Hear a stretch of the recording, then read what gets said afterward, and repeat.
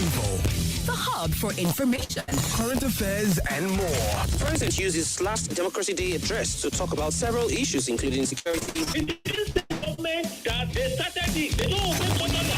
Join the conversation right here. Let's talk.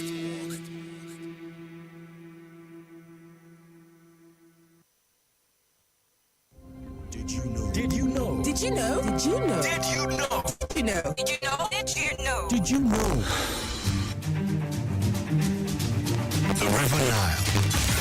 The Nile is a major north-flowing river in northeastern Africa, generally regarded as the longest river in the world. It is 6,650 kilometers long. The Nile is referred to as an international river as its water resources are shared by 11 countries, namely Tanzania, Uganda, Rwanda, Burundi, the Democratic Republic of Congo, Kenya, Ethiopia, Eritrea, South Sudan, Sudan, and Egypt. In particular, the Nile is the primary water resource and life artery for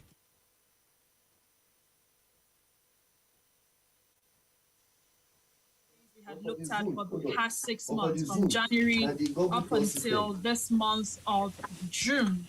Yesterday we had the first edition. Shout out to Abuja for hosting. Today, Port Harcourt is hosting 92.3 FMPH Port Harcourt. Now, this time we share our perspective as those who anchored and as well as reported some of the conversations around these stories. And I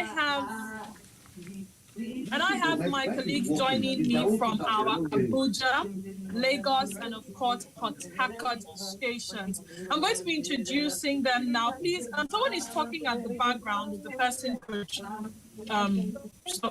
the distractions, please. Okay, so I'll go on with the introductions. I have Emmanuel. Hold on, what do you mean? Hello, so should I turn off? But we're gonna play on air. Hello, you Joyce. Have to get off the phone, please. Joyce. You can't say turn off the music.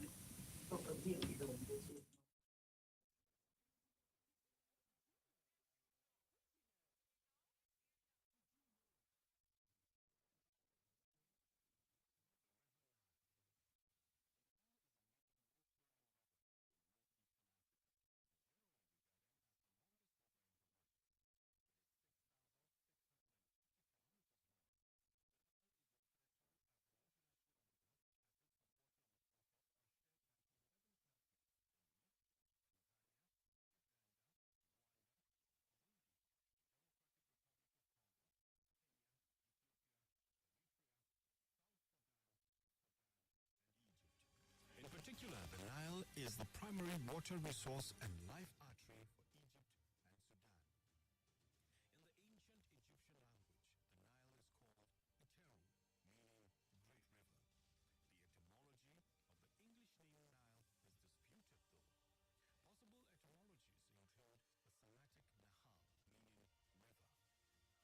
The White Nile is longer and rises in the Great Lakes region of Central Africa, with most distant source still undetermined, but located in either Rwanda or Burundi. It flows north through Tanzania, Lake Victoria, Uganda,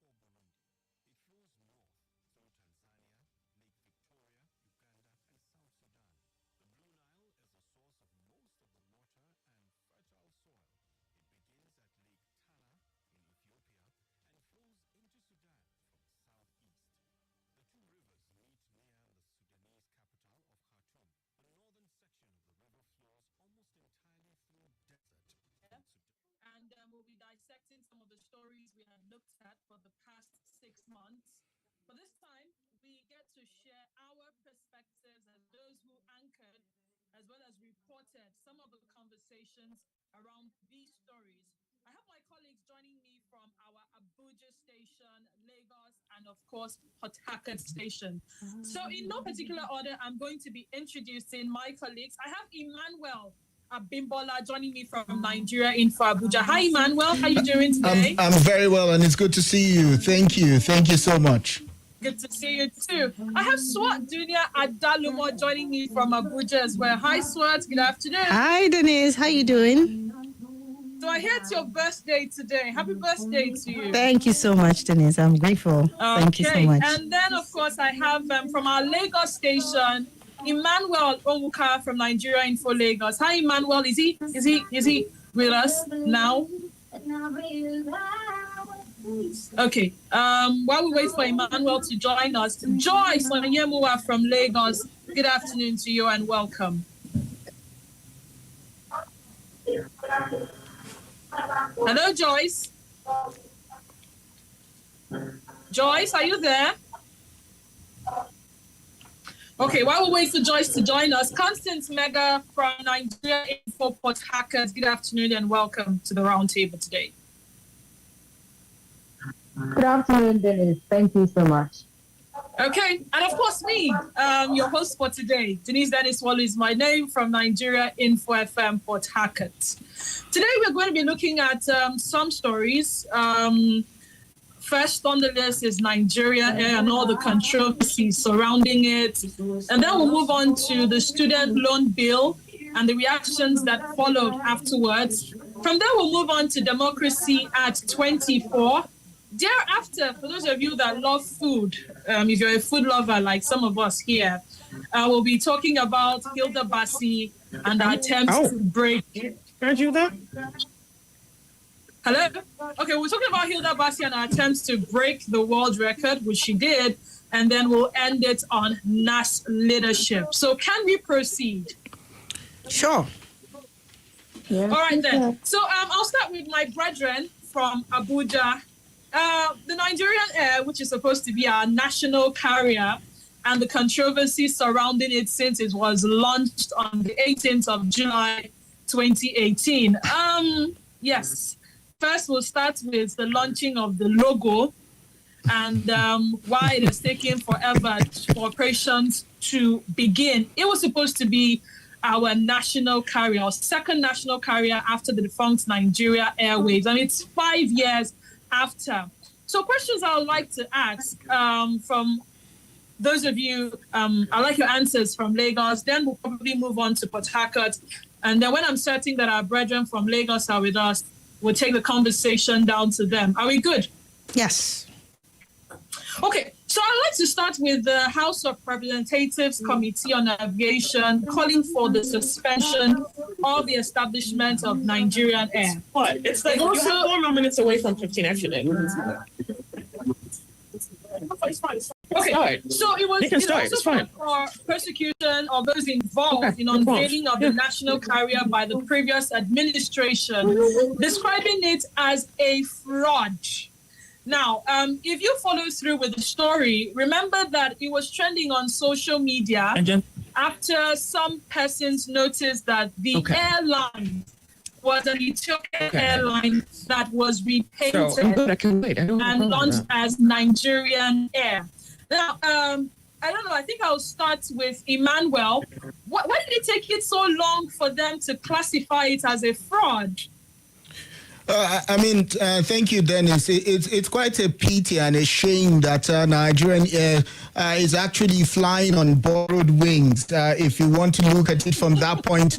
But let's backtrack a little and bring it forward to the present day. Let's look at Nigerian Airways as we used to have it before. What happened? Because some people will say government do not have business doing business, which is a complete false saying to look at that. At first, when Nigeria Airways started, Nigeria had 51% stake of Nigeria Airways, and one gentleman, one elder, something had about 30-something%. One other British overseas airways had the rest percentage. And moving forward, Nigeria claimed and upped its stakeholding there to claim 100% of Nigerian Airways. Did Nigerian Airways work at the time? It did work. We had more than 30 aircraft. And you can go and verify to check also that some of those aircraft that even had their own mishap, I think there were not more than 14 at the time, until we also had some issues around the Nigerian Airways, and it died a very crazy death in 2003. look at some of their infrastructure.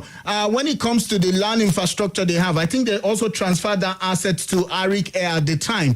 Moving forward to now, when we talk about Nigerian Air, you mentioned about the logo. Number one, that's a very, very, very pitiable and an embarrassing way to go about creating a logo for what should be our own. I mean, something that in Abuja here, you can go to Area 10 and get that logo done for less than 20,000 naira, if not something better than that. Away from the logo, saying that, probing them to say it was a fraud, I think it was coming to the party later than what it did. And of course, you heard the former minister's response to that, to say, somebody was demanding a bribe. We're not talking about a bribe, we're talking about a complete failed enterprise that came. It looks like somebody just do us a boju, a quick painting for us to see. Let's take some photo ops, some quick pictures, and we post. And where's the aircraft today? It's gone. I'm not saying that we can't do business with other aircraft to ensure that we have a better. But what happens to some of the indigenous ones that we have? What happened to people like Airpeace? And can't we call them to sit down with them? If Nigerian Airways can work as at 1970 something, why can't it work? Why can't we have a better one working now? Why can't we sit with some of the stakeholders here? Even the one that AMCON is managing, even if they are not properly handling it, like Aero and the likes. Why can't we sit down with our own professionals to see how we can get these things running instead of giving ourselves a national shame to the world? If we're not ready for something, why put the first foot out in the wrong place? Okay, Emmanuel, let me come to what you have said so far. I don't know if you heard, but I'm sure you must have heard. They gave a reason for the delayed approval as not having air operator certificates since 2018. How do you react to that? Dennis, there are some things that it feels like a slap on our face. I mean, even if you think that we don't know much about that sector, has it ever worked in this country before? The answer is yes. If it has worked in this country, if the federal government in its power and its might is saying that they've not gotten air operations to Aba now, then how are people like Airpeace? How is Arik? How is Overland? How are they functioning? Who gives them the pass and the permission to function? And if the home country is saying we want to have our own and we're now saying there's an operational delay, then you should know that something is up somewhere. I mean, for the former minister to also come out to say someone in that committee was also demanding for a 5% bribe from him, you should know that there are some places where water had passed that is not visible to our eyes. Okay, Swat, yes? I would like to hear your take on that as well. Yeah, so first of all, you asked, something about the House of Representative Committee declaring a fraud. Now, let me say something. Right from the beginning, from 2016, when this project Nigeria Air started, it had been read with a lot of fraud. It was loaded with fraud. I don't know why it wasn't visible for everybody to see because, number one, listening to the amount that was alleged to have been imputed to launch that very ridiculous logo for Nigeria Air, all I did was just shake my head. $1 billion or thereabout, if I'm correct, $1 billion or 1 billion naira, was put into that. And LFEZ has clearly stated it. You can go to UTC here and get it designed and all of that. So for me, the question started right from that stage. He made reference to the case of, the former carrier, Nigerian Airways. I mean, there are lots of lessons that we could have learned from the failure of the Nigerian Airways to carry on as the national carrier of the country with so much pride. But I guess when Hadi Sigirika, who was the former Minister of State for Aviation, came in and, started talking about reviving this issue of a national carrier, of course, a lot of people greeted it with a lot of optimism because it's high time. I mean, it's been over 20-something years thereabout where Nigerian Airways had been dead and moribund, and then you have other African countries. In fact, Ethiopian Air is strictly, majority of its revenue is gotten from Ethiopian Air. So why not Nigeria being the big brother in Africa? So yes, when it started and that amount started, unfolding and all of that, we just knew that something was wrong, that this guy was not being, serious in its intent to float a national carrier. Moving on, it hibernated, and then it then comes back, some few months or so before the expiration of the last administration. I don't know if you followed up on the news, but it's something that I followed closely. And you'd be shocked to realize that it's been said, okay, even though he has denied it flatly, he said, the amount said to have been sunk into that project to bring about a national carrier at Nigeria Air for the country is said to be about 85 billion naira.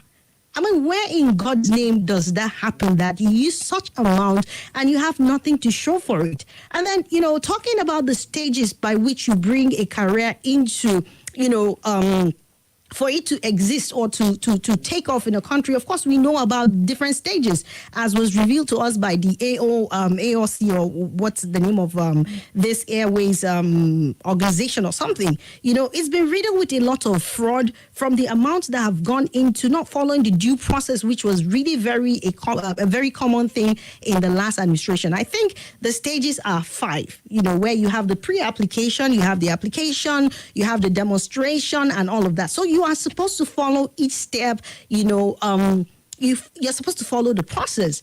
But in the very the natural way of the last administration, there were people who used to bypass process, abuse the process, because they were operating like some sort of emperors on their own. So Hadi Sirika, in collaboration with all the other people, whether within the aviation sector or Ministry of Aviation and all of that, bypass the process. And then you also begin to question how Ethiopian Air would be said to have a 49% or thereabout stake in a Nigerian Air. How ridiculous does that sound?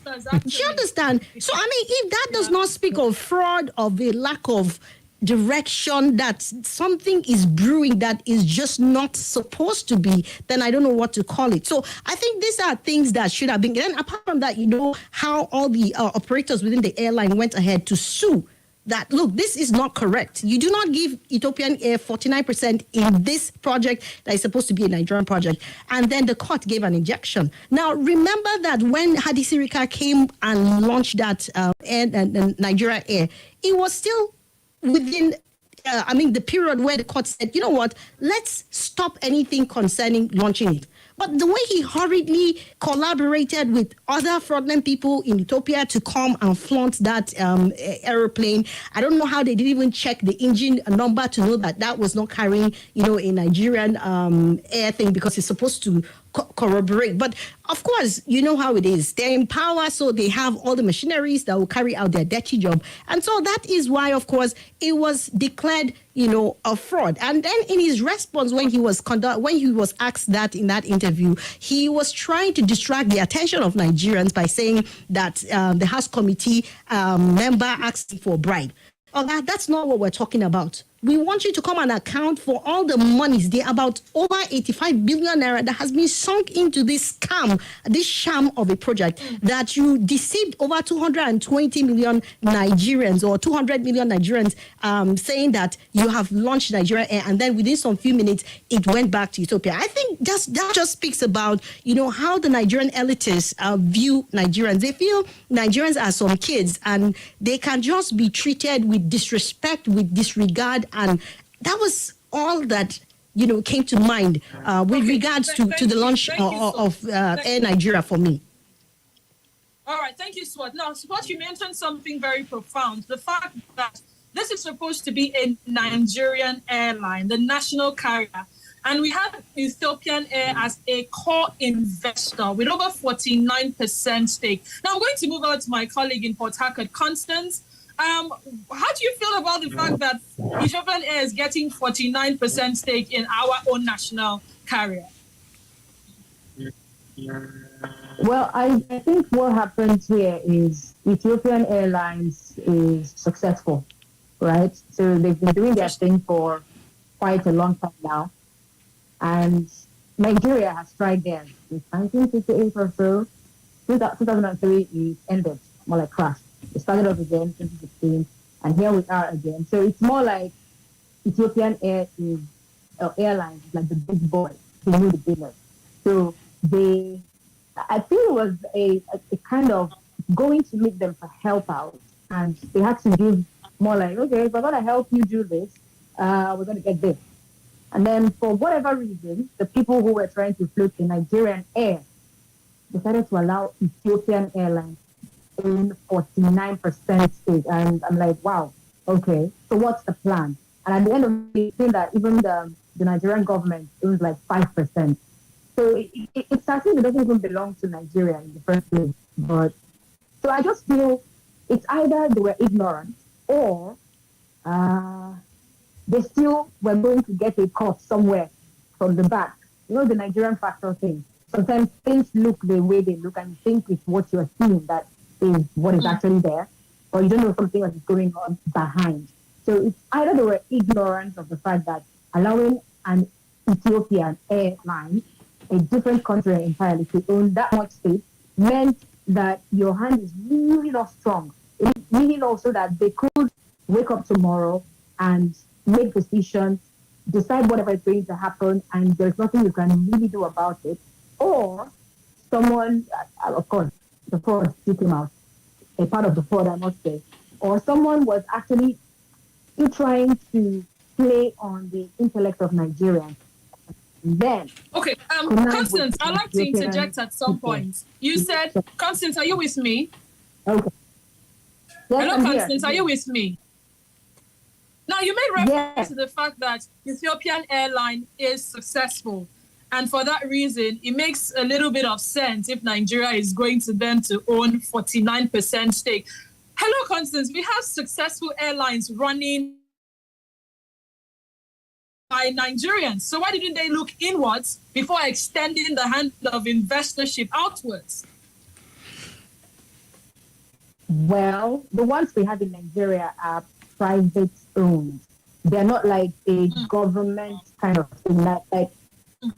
For example, Air Peace is not Niger, or Air any country. It's Air Peace. It's one man. You know who is in charge, right? But Ethiopian Airlines, it's more like if you're going to do something for your country, and it's going to be national, then you should meet national for that. Plus the fact that if they had gone through, they couldn't have. I didn't see how they could have. I was reading an article where I've forgotten the person's name, but he pointed out the fact that we had the local airlines like the Air Peace and Co.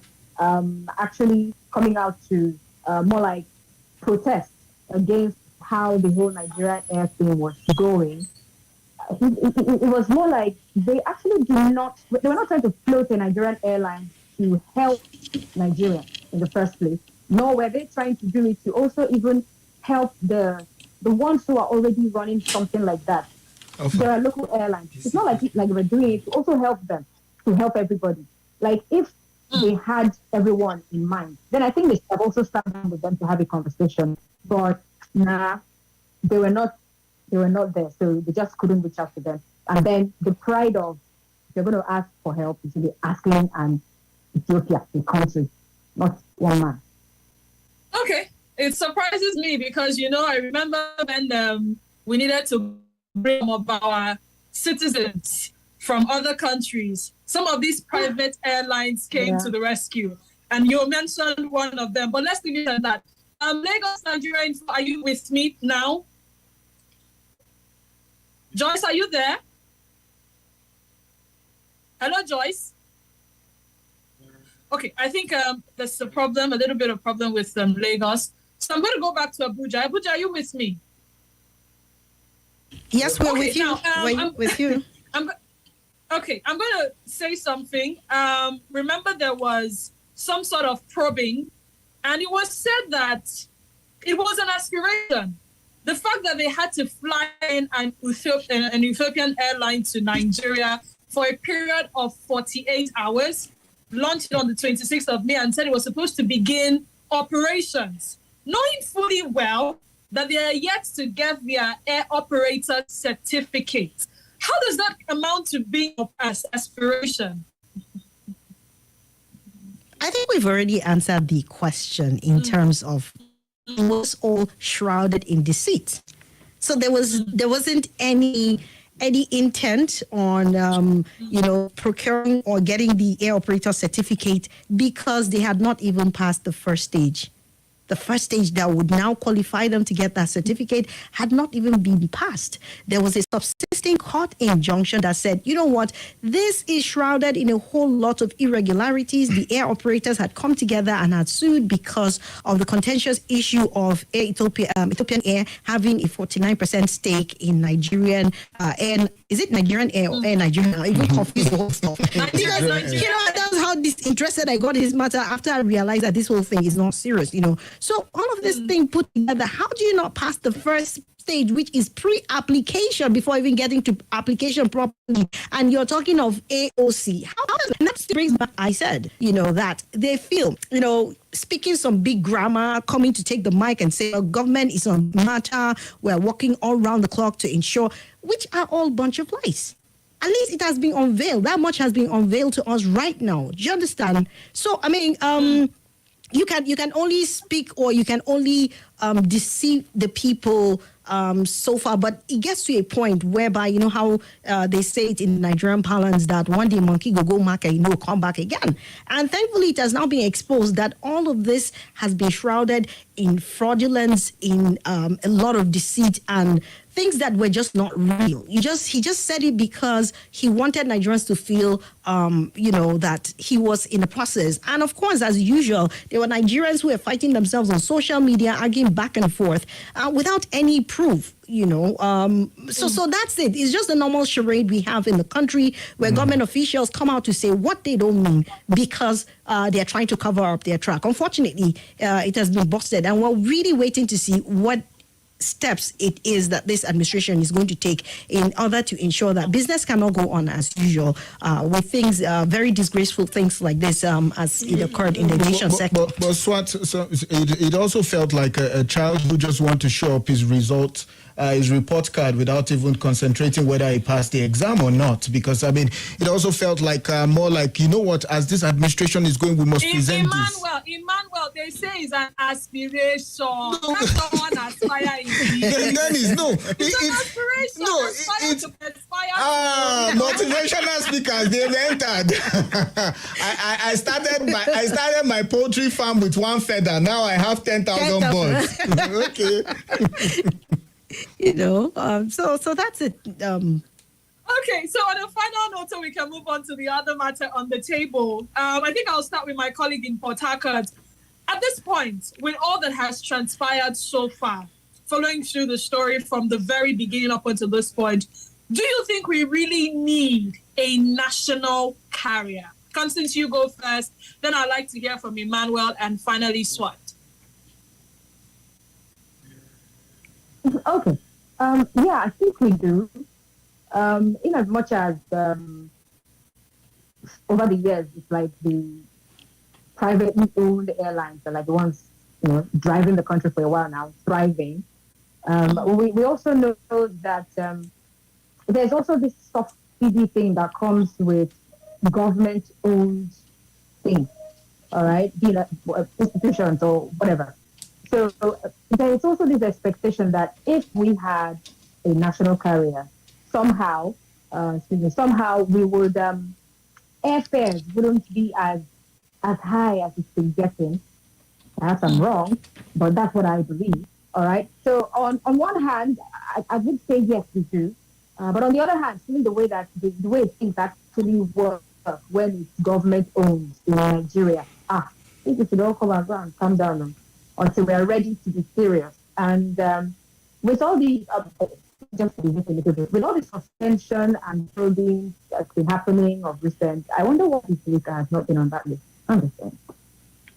All right, Emmanuel, over to you now. Yes, I totally agree with Constance to say yes, we need it. We need to have one. But the truth is we need to also allow it to survive as a business entity, not charity, not to say, it's government owned, it should be subsidized. No, Ethiopian Air is contributing heavily to their economy. So why not? We should have it. We're talking about diversifying to also get areas where we can get more revenue for our country. So of course, we should have it, but we should allow it thrive as a business entity. It has worked before. It can work again. If we put the real stakeholders in that industry who know the industry, our own people who know the industry, there are places where, they run this business and they run it very well. So if we allow it to thrive as a business, of course we should have one. But if not, if we're going to continue with the way the last administration and the Minister for States took us on this ride, no, we should just leave the ones we have until we're ready for it. Yeah, I think I'll toe the same line of thought in the sense that right now, this is not the time to start speaking about a national carrier. Of course, the time will come when everything has been settled, when forensic investigation, prosecution of all the parties involved in all the fraud that we've seen that has that has taken place over the years and has brought monumental disgrace to our nation.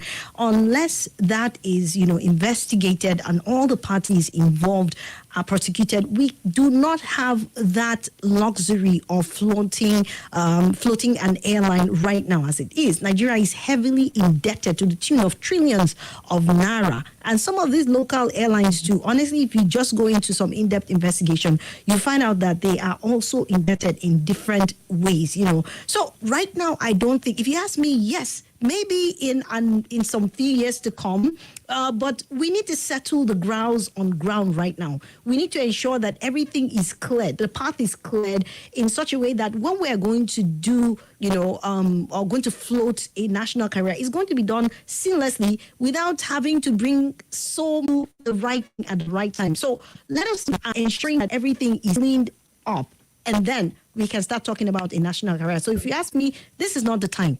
It's not yet time for us to have that. Okay. Thank you very much, Port Harcourt. Thank you very much, Abuja. I think Lagos is with us now.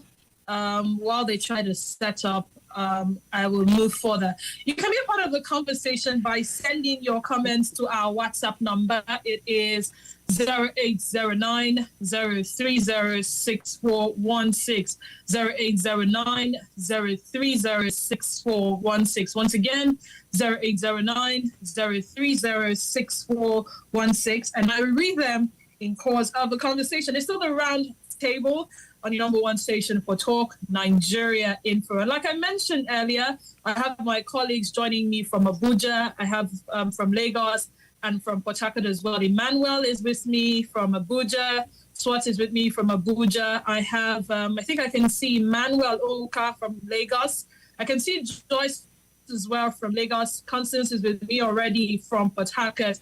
Hi, Joyce. Hi, Emmanuel. How are you doing today? Hey, lady. Hi, we're doing great. Good to have you. Okay. Well, finally, I'm able to.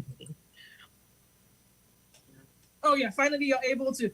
So before we round off the first conversation quickly, I'd like to get your take on whether or not you think that we need a national carrier with all that has transpired so far. Very quickly, please. I'm not thinking that hard anymore.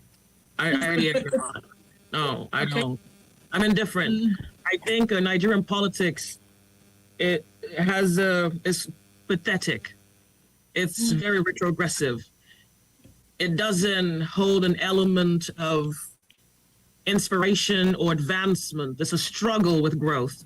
And I'm not sure if it's because there is no genius in there, or there is no faithfulness to a cause, or there is no determination to bring about a change. It does quite appear, rather evidently, that there is something that is in conflict with national development, rather evidently, and maybe nearly deliberate as well. So I'm not thinking, like, it's whatever they give, whatever they give. Whatever they gave. Emmanuel, how about you? I would say they should bring it down to something we can see, something we can hold them accountable for. There are so many airports in Nigeria that are in need of development. Let them bring that money, let them bring the funds back to it. Lagos Airport, for instance, it's one of the major airports in Nigeria. They can sink that money in it. We have so many issues at the Lagos Airport.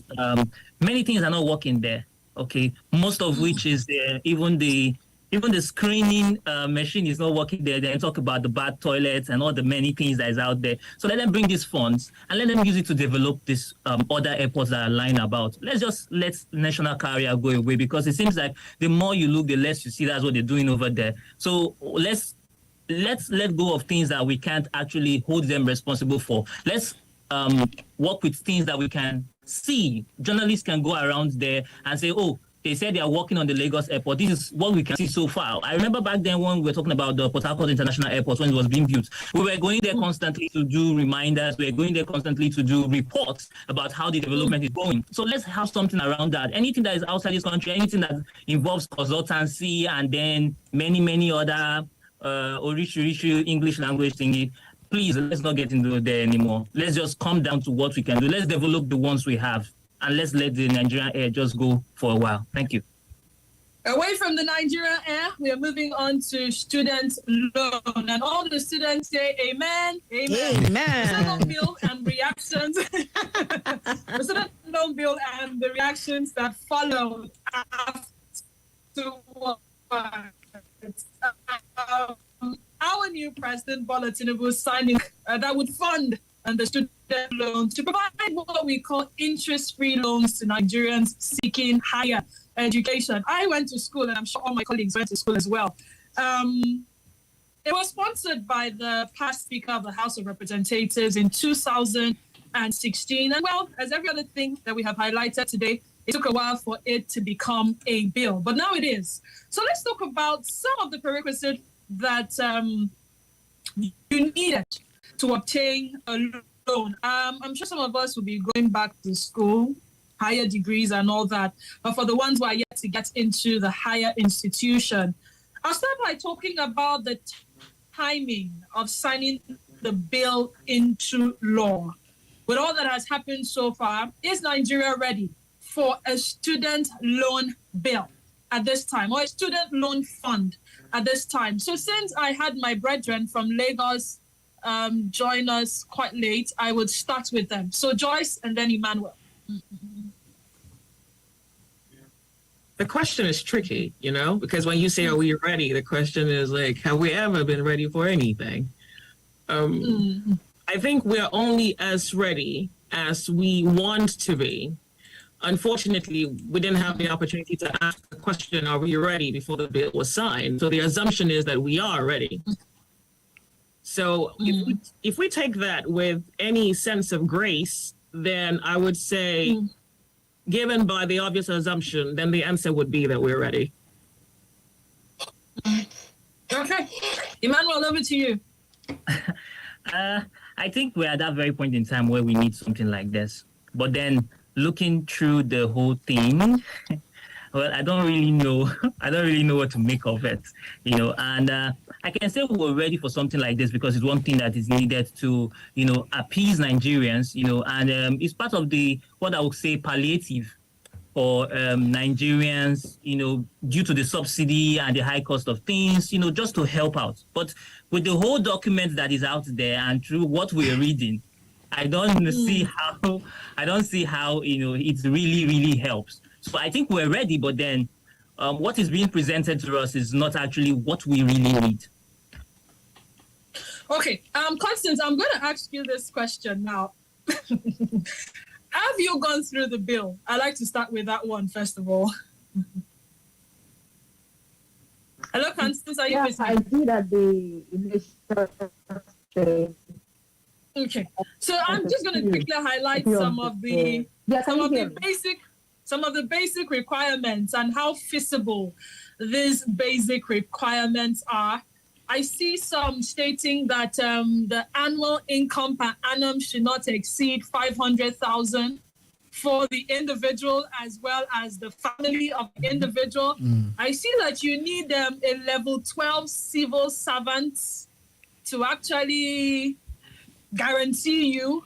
I also see, it's fair enough that you have to have a university admission before you go and seek a university student tuition loan. But then again, with all of these things stated so far, how many Nigerian students do you think will ever make it to the point of receiving this loan with the laid down requirements? All right, so first of all, they actually made it, it's part of what they said, anyway, that the student loan is to ensure that every Nigerian student goes to school, higher institution, blah, blah, blah. And then you look at the requirements and you're like, okay, so who are the Nigerian students there or Nigerian youths they're expecting to actually, access the so-called loans? I remember I had this conversation with some people, some of our colleagues at the station there, and one of the things they pointed out was if someone has some of the requirements they need to access that loan, do you think they would want to go for that loan? Someone who knows perhaps a civil servant of that level, or someone whose parents can earn that much, do you think they would to go for it? Then another part is where the loan is for students who are who have gotten admission into a private university or polytechnical, that has to do with government.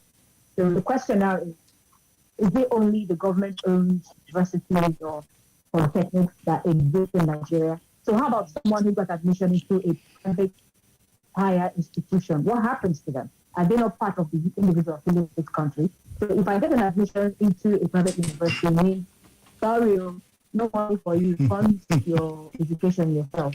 So the thing is, it looks like Constance, somebody wants to help your life. Somebody wants to help your life. And you're going to a private. Can't you be considerate? Somebody wants to help your life. Hello?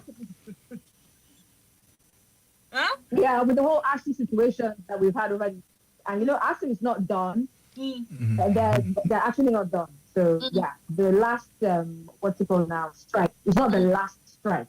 We don't know what's coming in the future. A lot of people do not have that trust anymore in the Federal University.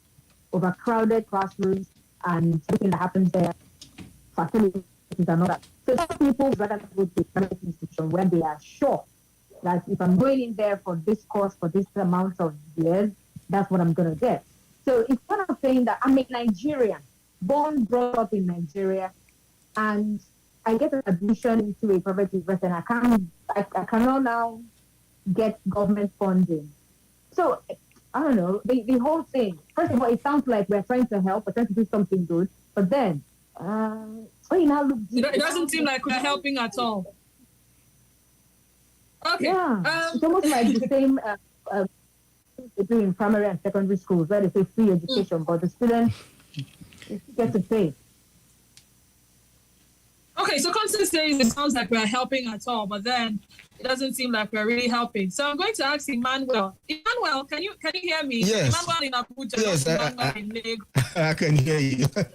Sorry, Emmanuel, I'm going to put you on the spotlight now. Emmanuel, do you know someone who is not less than 12 years in the civil service? I think I know a few. Just to, I mean, I know where you are driving this to, and let me look at it from that point and from the positive end of it. I mean, if you look at what that bill says, the person should not earn more than 500,000 per month. It's more like giving a thumbs up to Auntie Caro, Sister Nkechi, Auntie Hafsat, who is cleaning some of those government office, who also earn the minimum wage of 30,000. If you put that together for 12 months, that would give you 360,000. So that gives Auntie Caro's son or daughter the leverage to go to one of this public school. And Constance, to jump on what you said, I'm sorry, that dichotomy has always been there, the dichotomy of private and public sector, and it's unfortunate that it doesn't look like it's going to end anytime soon. So the loan, on that level for maybe someone who earns the minimum wage and work with a public office, on that level you can say it's a big thumbs up to say, you know what, we can provide you a way that your son or your daughter will be able to earn a university degree or a federal polytechnic degree or a college of education result, as it may be. But then again, the downside to it is that ASU is also coming out to say, why are you calling it a student loan? It should be called a grant, because if you also look at it from from the punishment ahead if you don't pay that loan. You know, the imprisonment, the fine, and all of that. You also want to look at it like it's like a rob Peter and pay Paul kind of issue in disguise, because I mean, a level 12 officer, I don't think that person would want to jump on to say, you know what, come and give me a loan to sponsor my children to school. We know some of them have their children in private school. How they get that money, Dennis, please don't ask me. I don't know. I honestly do not know. You know, but then again, I think it's good if you look at the minimum wage level. I think it's good. But if what TUC is saying about minimum wage and proposing a 200,000 naira for minimum wage is going to come into light, I think this bill must be revisited again. Okay, Swat, are you there? Yes, I'm here. I'm here. Okay, so Emmanuel already mentioned the penalties for defaulters. And I remember back then when I had this conversation on radio, the possibility of being able to repay a student loan 2 years after NYSC. And there was the argument that how many youths who are graduates and have successfully completed their NYSC have jobs today. Exactly. The current allowance for a core member is 33,000 naira. So if I decide as someone who received a loan to even save a total of 33,000 naira for 2 years, let's say I want to use that as an opportunity to repay the loan. Permit me to do a little bit of mathematics on my mobile phone because my math is a bit rusty. That will be for 24 months. That's a total of 700. Am I right? I don't know if I did this math correctly though. We're looking at over 700,000 naira, over 800,000 naira. Okay, so I don't even know how they're going to dispense the cash to start with to know how much this student is entitled to. And that brings us back to what Constance had mentioned. If it's not even open for those who gain admission in a private university. So let's go back to that part where they are going to face penalties for being unable to pay 2 years after NYS. So I think, first of all, the student loan law right now, because it's been signed into law and has come into effect, is a very good. But let me take your mind back to, let's go back in history a bit. You know, this is not the first time that the student loan bill, it's been in existence since 1972, for those who have followed history. Then we also had it in Decree 50, during the military administration, 93/94. Then in 2004, the National Assembly rectified it or something like that. And then we know that the chief of staff, who was at the forefront of pushing this bill, you know how close he is to the president. And so that was the first bill that we saw the president, apart from announcing the subsidy, one of the first few bills that was signed into law when the president came. Now, be that as it may, I feel it's very good intent, aimed at helping students. And it's not an uncommon thing, especially in the Western world. You go to the UK, you go to the US, and so many other countries that have, subsisting laws like this that is operational, that has been in operation over donkey years. So, I listened to you read out some of the conditions, which I feel, first of all, maybe the intent is good, but then you see, one thing I always have a problem with policies rolled out is the fact that there is inadequate planning. We always fail to plan. It's the same thing I would say of the cashless policy or the Naira redesign. As much as it was an amazing policy on the face of it, but there wasn't plans, structures put on the ground to ensure that these policies roll out seamlessly so that it benefits Nigerians who are supposed to be the recipients, So the same thing with the student loan. You say 500,000 naira, okay? Alafizi made that calculation. I'm not good with math anyway, but I agree with him. For people who earn 30,000 or less than that, number one, on the flip side, how do you have access to people who are, in the civil service 12 years, they have to be at a certain level, or, you are telling them that, okay, you're making it easy, but then at the same time, very, very hard. Because who would want to come and act as a shorty or guarantor for people like that who are, considered to be at the lower rungs in society? Do you understand? Then also, you also make it very difficult for people who have either been in prison or what about people who genuinely want to change their lives? That means you're denying them an opportunity to have access to this loan because of their past, which is not fair. That's another part I thought to bring in. Then to your question about the repayment, I feel that's another bottleneck that they have put in their intention. As much as is a good intention, they've also shut the doors and they've not sat down to really look at this being a stumbling block in the sense that you say 2 years. What's the unemployment rate in Nigeria as it is? I'm sure your guess is as good as mine. We know the unemployment rate, how many people are being thrown into poverty, over 133, and then the recent projection is that 7.11 million people are going to go under the poverty radar because of the current economic hardship that Nigerians are facing. And then you say that if they are unable to pay these loans after 2 years, they will get in prison. So first of all, what is the system of employment in Nigeria? How many people are employed? How many people stand unemployed in Nigeria? Your guess is as good as mine because we know that there are more unemployed people in the country currently as it is. Then from the countries that we're borrowing these policies from, go to the US. UK, let me start with the UK. I think in the UK, they give them up to 25 years to pay back this policy. So if we're going to copy, let's copy well, for God's sake. They give them 25 years. Recently in the US, it was estimated that we had over, I think, $60 trillion that, students who had not paid. Some of them are well into their 60s right now. Do you know so many of them do not even get married because they are indebted to the state, and so they choose to, like, you know what, there's a whole lot of me, and so they're giving, a long rope. They're giving a long time frame in other if it is just $10 you're able to pay.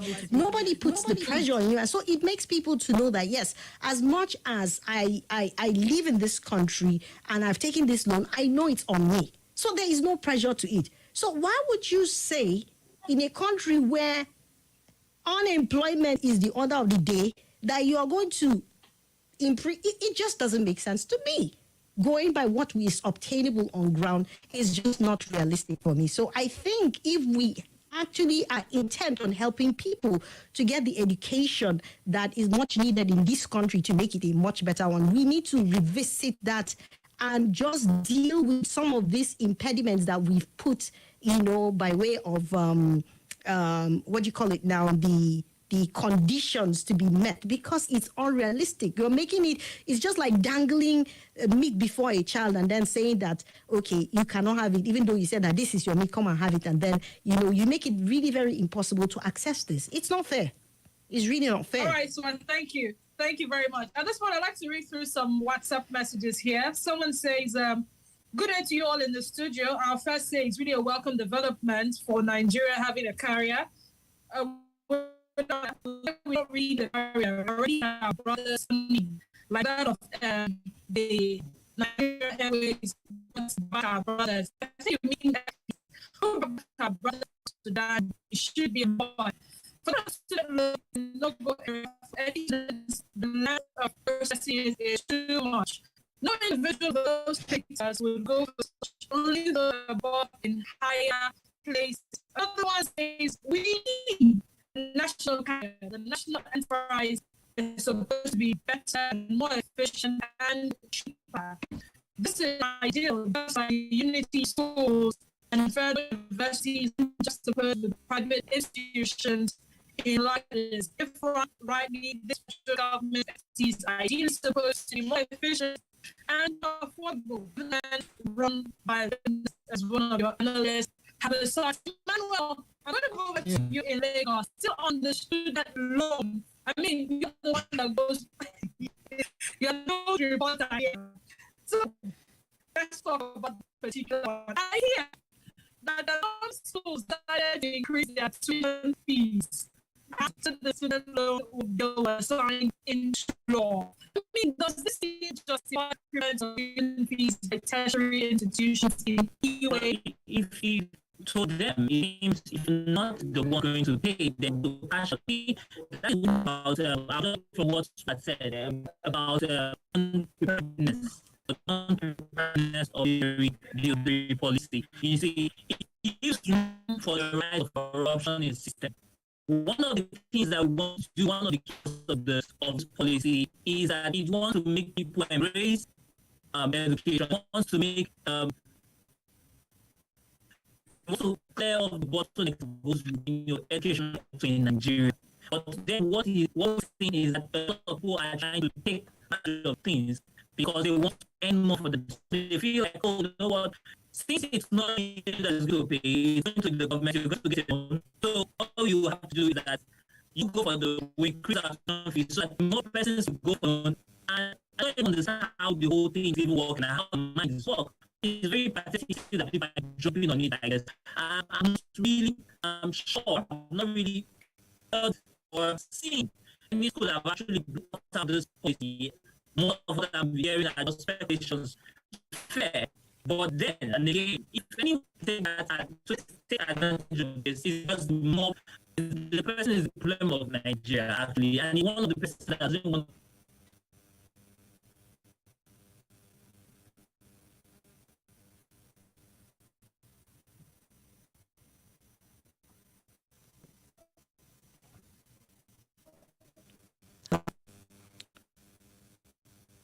Hello.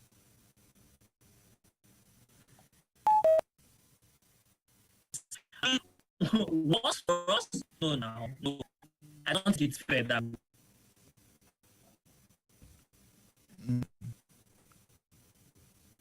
Dennis, we can't hear you. Dennis, can you hear us? We can hear you.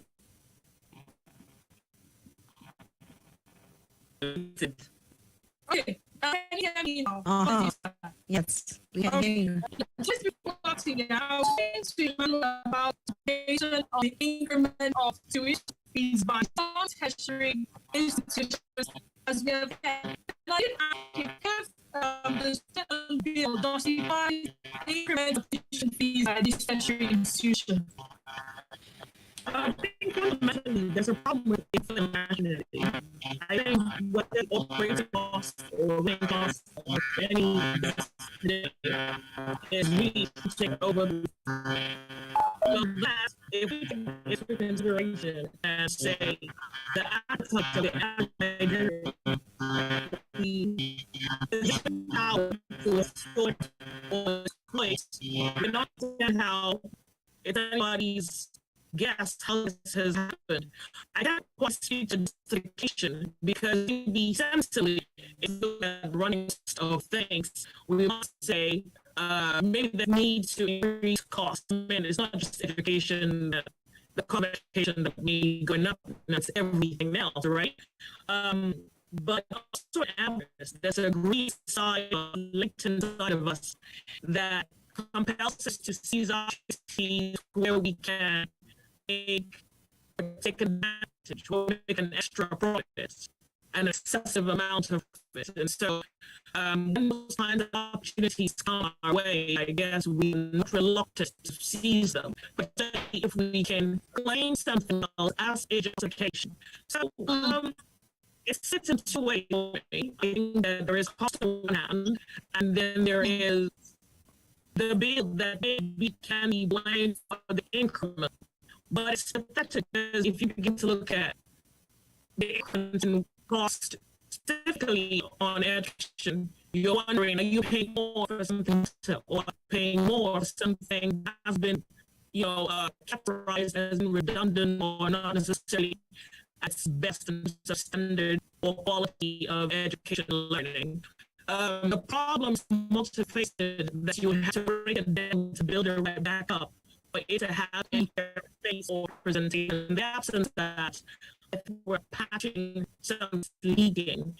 And if we keep patching all the things that are leaking right now in society, and when we speak about education, all the aspects of education leaking, then we're going to get these things where anybody has an opportunity to justify increment.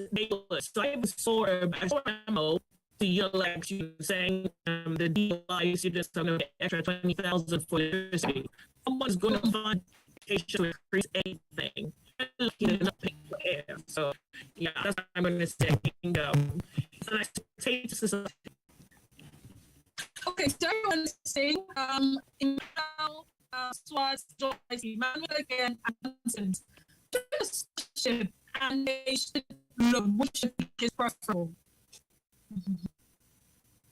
Exactly. Yes, funny, right? Scholarship alone. Yeah. Ostensibly, like all express paid, right? The biggest obstacle to the student loan is the repayment plan. I think there regard other stimulants or hindrances in the bill, be rather minimal in capacity to the repayment plan. There was power of money today and possibility of the power or the prediction of the power of money 4 years from now, or 5 years from now, 6 years from now. So what money is today is what money will be 6 years from now. It means that any graduate who takes a student loan today is being burdened by that bill, or pardon me, burdened by that when they're dealing with university. And they're going to also have other financial engagements or responsibilities. And this is what's so far back, because except a miracle happens economically, we're able to give jobs to people and increase pay and generally just infuse or inject advancement into all the veins of our economic body, and it's not possible that we're able to. I think it's not possible to own the standard driven of the money is the bars of hell. So that's why they don't have to get the job you're doing.